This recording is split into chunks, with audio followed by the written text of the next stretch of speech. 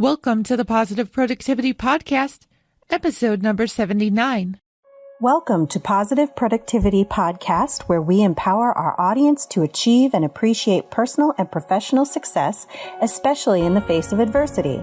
Listen in as our guests reveal their stories of challenges and hurdles and how they overcame defeat and became triumphant in their endeavors.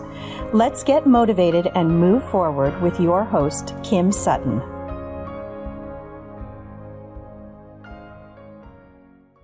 Welcome back to another episode of Positive Productivity.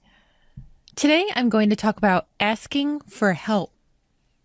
I don't know if you can relate with me on this. However, I remember as a young girl and as a teenager and even through college and as a young adult, I felt it was a weakness to ask for help.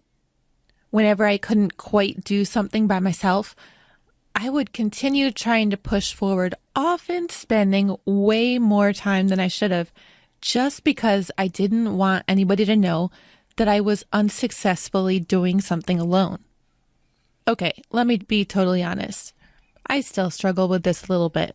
Even up until last fall, maybe I should even say yesterday, but the most obvious memory from most recent days is even just asking for help in getting my podcast graphics and editing and all of the activities associated with getting this podcast off the ground and continuing on a daily basis. I was trying to do it alone. To say I was struggling would be probably an understatement. And if you've been listening for a while, you may have realized that in December, I only had one episode released. Now you can go back and listen to one of the previous episodes talking about how the podcast burnt me out. However, the big lesson that I'm trying to share in this episode is asking for help does not make us weak. In fact, it makes us a lot stronger. Since I started my businesses in 2012, I have gone through a shift in looking at other people who are doing the same type of jobs as I am as competition to looking at them as collaborators, acquaintances, and referral partners. To use one specific example, a classmate that I met when I went through my Infusionsoft certified partner training is now somebody who I am doing work for, and I know if I had an opportunity for her, I would send it back to her as well. While we are both Infusionsoft certified partners, there's no need to compete. However, if one of us sees that we could use help and an expertise that the other one has, we'll reach out. And in the end, it works better for us and our clients. As a mom of 5, I am often amused watching my children trying to do things on their own. Probably every single day, my 3-year-old daughter, Nevaeh, will want to do something like brushing her hair or brushing her teeth, getting dressed, even pouring herself milk out of the gallon container. There are so many of these things that she really has learned to do on her own, but I enjoy watching her, celebrating her victories when she does accomplish these feats, and warmly embracing her requests for help when she does realize that she can't do it on her own.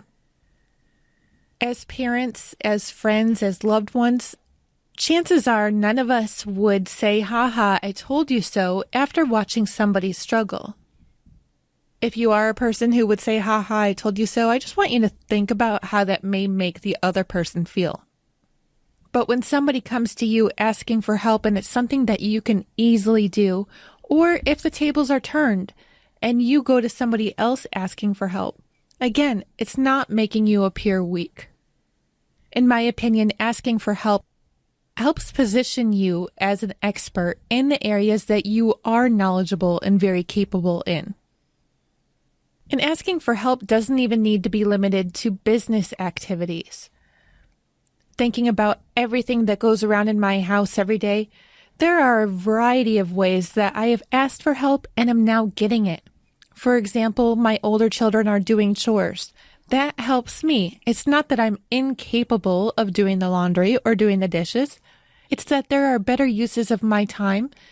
And to be quite honest, my children want allowance. So in a way, it is helping us both out.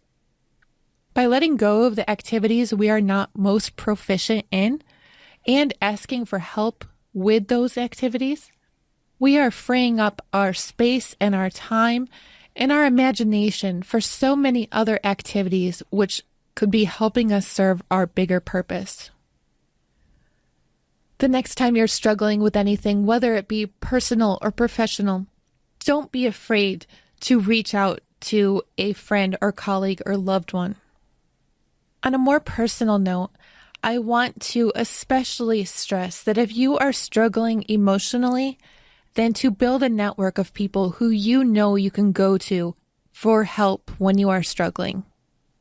In early to mid 2016, I was struggling with major anxiety and depression, but I had a network of people around me, especially a dear friend and my husband, who I could confide in, and they gave me the advice and the resources that I needed to pull through.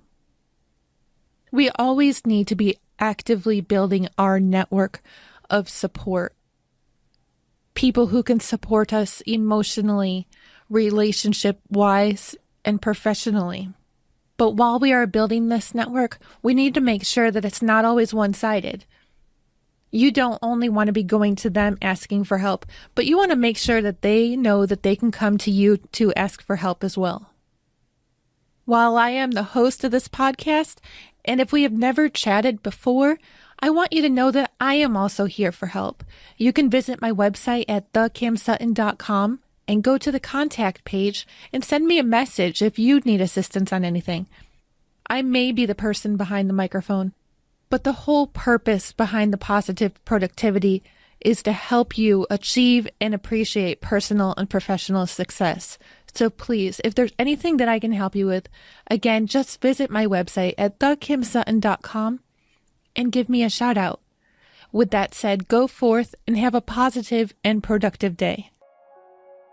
Hey there, this is Kim Sutton, host of the Positive Productivity Podcast, and I just want to take a quick moment to thank you for listening to this episode. If you enjoyed it and were inspired, I would love to hear your feedback. Please take a moment or two and visit the podcast on iTunes, Stitcher, iHeartRadio, or on my website at thekimsutton.com to leave your rating or review. I'd also like to invite you to join the Positive Productivity Book Club and to find out more about my coaching packages by visiting thekimsutton.com. Until the next episode, I hope you have a positive and productive day.